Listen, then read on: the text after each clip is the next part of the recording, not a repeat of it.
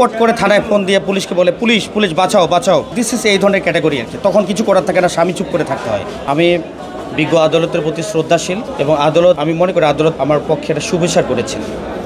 এই জন্য আমার বিজ্ঞ আদালতকে প্রতি ধন্যবাদ, আমার বিজ্ঞ আইনজীবীর প্রতি ধন্যবাদ। আর হচ্ছে আমার সানাই মাহবুব যেটা এলিগেশন দিয়েছিল ভিত্তিহীন এবং মিথ্যা, এবং ভবিষ্যতে ইনশাল্লাহ আল্লাহ তো উপরে একজন আছেন, আল্লাহ বিচার করবে।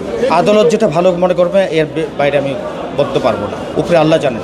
আপনি বলতেছেন যে নির্যাতন করতেছেন না? অবশ্যই না, অবশ্যই না, মিথ্যা মিথ্যা।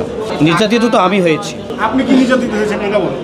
এত আসলে মিডিয়া পার্সন না ভাইয়া, আমি আসলে বেশি মিডিয়া ফেস করতে পারি না। আসলে নারীর জন্য তো আইন, তো আসলে একটা পুরুষকে যখন মারা হয় আর হচ্ছে হঠাৎ করে দেখা গেছে যে পট করে থানায় ফোন দিয়ে পুলিশকে বলে পুলিশ পুলিশ বাঁচাও বাঁচাও, দিস ইজ এই ধরনের ক্যাটাগরি আর কি। তখন কিছু করার থাকে না, স্বামী চুপ করে থাকতে হয়। আমি তো অবশ্যই সংশয় করতে চাচ্ছি এবং আমার মধ্যে কোনো, আমি শুরু থেকে চাচ্ছি, আমার মধ্যে কোনো খুঁত নেই। সে একবার বললো যে ধর্মের পথে এসেছে, আমি মিডিয়া ছেড়ে দিয়েছি, স্বাভাবিক জীবনে, ভেরি গুড, স্বাভাবিক জীবনে এসেছে এবং ভালো কথা। তো আমি তো স্বাভাবিক, আমি তো একটা বিশাল কিছু ছেলে, আমি একটা সাধারণ ছেলে, গ্রামের ছেলে। আমি এই মামলার আসামি পক্ষের আইনজীবী। আজকে মামলাটির সমনের জন্য দিন ধার্য ছিল। আমরা সমন পেয়ে আদালতের নির্দেশ মতো আমরা এখানে আসছি। আমরা আদালতের প্রতি শ্রদ্ধাশীল। আদালতকে আমরা এটাই বলেছি যে যেহেতু আদালতের নির্দেশ মতো আমরা আসছি, আইনের প্রতি শ্রদ্ধাশীল, এই মামলা আমরা আপোষ করব।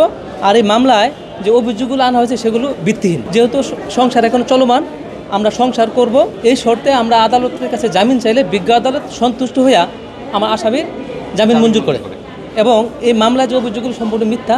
এই মামলায় উল্টো আমার আসামি হয়রানির শিকার। আমাদের সমাজে যে পুরুষ নির্যাতন হয় সেটা আসলে অগোচরে থেকে যায়, অদৃশ্যমান থেকে যায়। উনি আসলে অমানবিক নির্যাতনের শিকার। ওনার বাড়ি, উনি নীলফামারীতে ওনার প্রায় 40 বিঘা জায়গা নিয়ে লিচু বাগান আছে। সম্ভ্রান্ত পরিবারের একজন লোক, উনি আর্থিকভাবে অনেক সচ্ছল। সানাই মাহবুব যে তার বিরুদ্ধে যে অভিযোগ আনছে যে সে নিয়মিত টাকা নিচ্ছে, এগুলো মিথ্যা। মূলত হয়েছে যে ওনার কাছে নিয়মিত টাকা চাচ্ছে, উনি দিতে পারতেছে না দেখে এই মামলাটা দায়ের করছে।